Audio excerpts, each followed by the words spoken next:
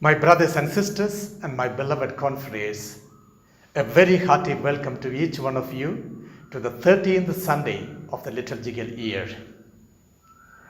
One of the motivating aspects of Christian way of life is faith. But the question that emerges inside of me time and again in the recent times is this: am I moved by faith in Jesus or the faith of Jesus? There is a vast difference between these two, faith in Jesus and faith of Jesus.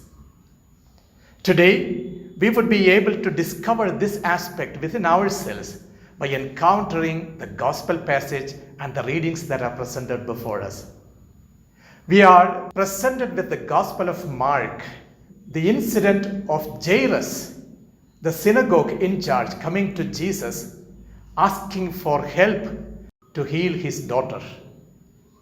But before the healing takes place, there is the story of this woman with the flow of blood coming and touching at the fringe of the garment of Jesus. Again, the story concludes with the raising of the daughter of Jairus.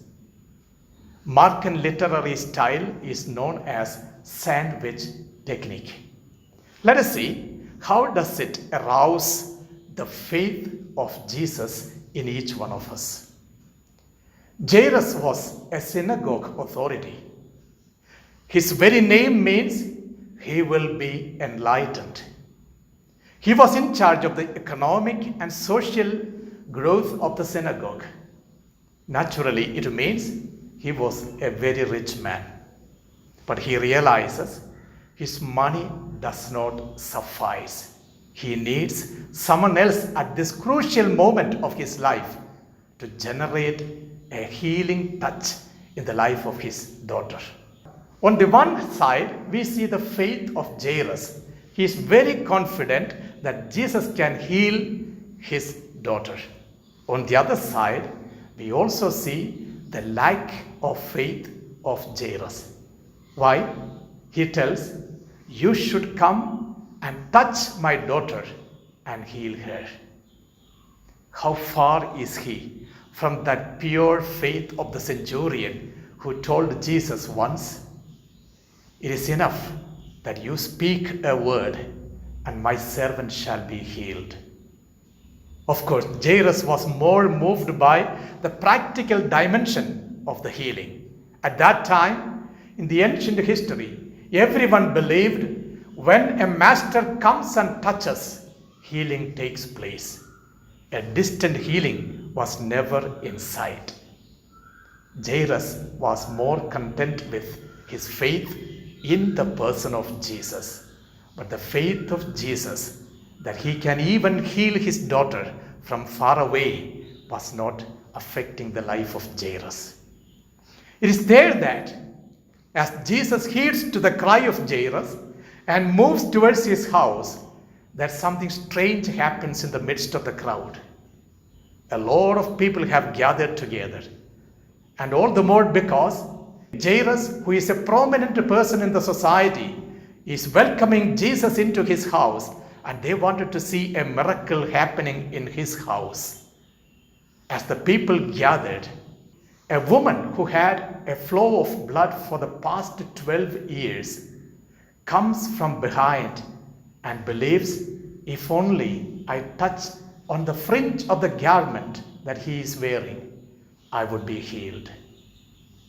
If you look into the book of Leviticus, chapter 15, verses 25 to 30, it mentions any woman with flow of blood is considered to be impure. All who touch her and all whom she touches will be made impure. And that was precisely the reason why she was not even daring to reveal her identity, to come in front of Jesus and ask for his help. Instead, from behind, in the obscurity of the crowd, she goes and touches at the fringe of the garment of Jesus. "If I touch his garment, I will be healed." She is a person who tries to possess the faith of Jesus. And Jesus suddenly says, Someone has touched me. Yes, my brothers and sisters, there is a great difference between a rub and a touch. In the midst of the crowd, so many were rubbing Jesus.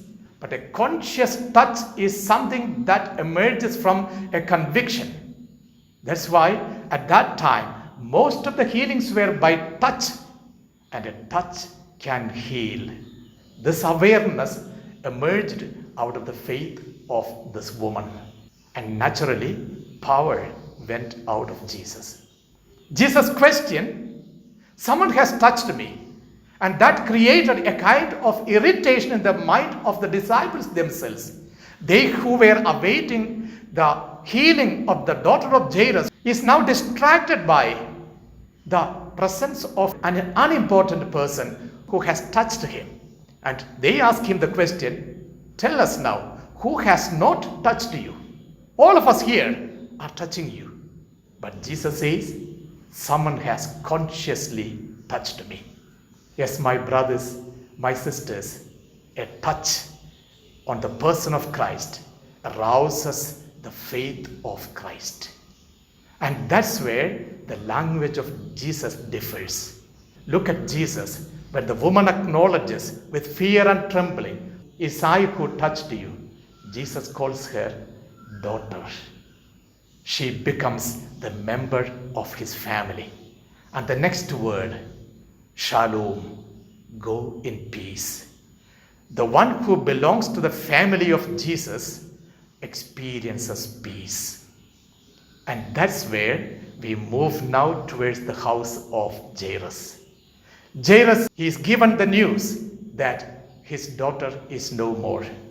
And even the servants who come there do not consider Jesus more than a miracle worker. Therefore they say, why to trouble the master? But the Lord goes to the house of Jairus and he tells, she is only sleeping. For the Lord, death is merely a sleeping, a movement from one phase to another phase of one's life. It is not a fearful event. That's why Jesus tells them after raising the daughter of Jairus, give her something to eat. St. Paul in the letter to the Corinthians today mentions, when you are doing everything in utterance, in knowledge, in awareness of the love of God, be assured you should also be possessing your gracious works that would support others. Look at Jesus giving life to the daughter of Jairus. It is here the first reading from the book of wisdom brings before us that hope. Your God is not a God of death.